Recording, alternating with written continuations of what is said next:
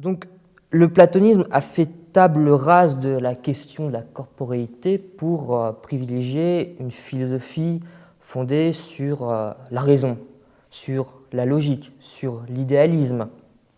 C'est à partir de ce point précisément que l'Occident chrétien va se développer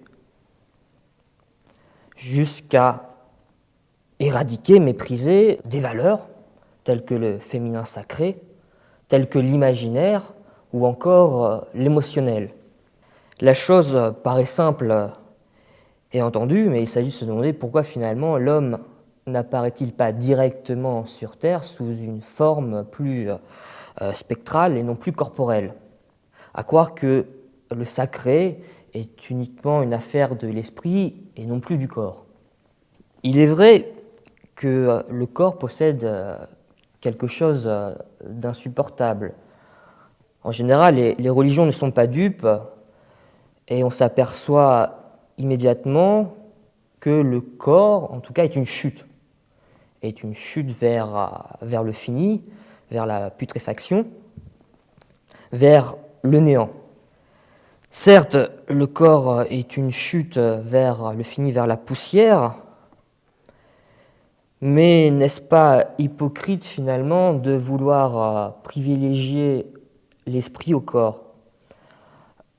Il s'agit avant tout de finalement s'intéresser à l'expérience première de la religion. C'est-à-dire que dans les religions primitives, le corps n'est pas compris de la même manière que chez le sujet chrétien. L'âme quitte le corps, mais il y a toujours finalement ce respect du corps du défunt. C'est dans les religions primitives qu'on trouve les premières, finalement, les premières momies. Cette volonté de garder un corps intact, à l'abri de la putréfaction.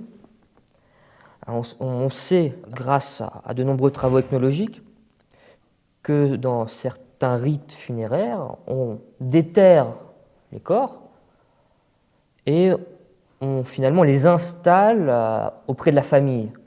Et pendant une nuit ou deux, finalement, on tente de converser avec le corps défunt, on essaye de ramener finalement l'esprit du défunt dans son corps, et c'est une manière finalement de se relier à nouveau avec une personne qui a disparu. Donc, la chute du corps, bien sûr, définit une angoisse qui est là et que l'homme ne peut nier. Mais finalement, c'est bien parce qu'il y a une chute qu'il y a métaphysique. Que serait finalement le christianisme sans cette incarnation de Dieu dans ce corps glorieux, dans ce corps christique?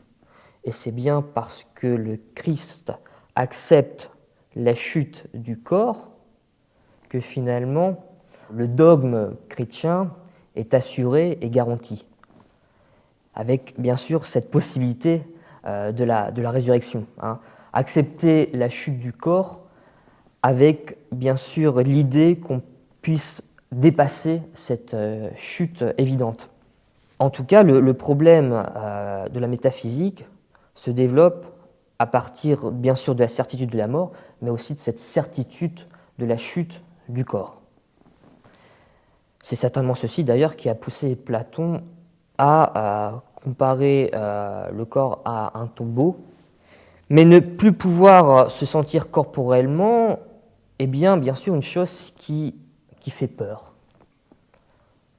Parce que finalement, on s'habitue à cette existence corporelle, à cette existence physique. On se rassure bien sûr dans l'idée qu'on va pouvoir toucher l'immortalité de l'âme, mais il est à se poser cette question finalement, mais au fond, est-ce que je ne préférerais pas finalement continuer à vivre ce que je peux vivre corporellement dans l'au-delà?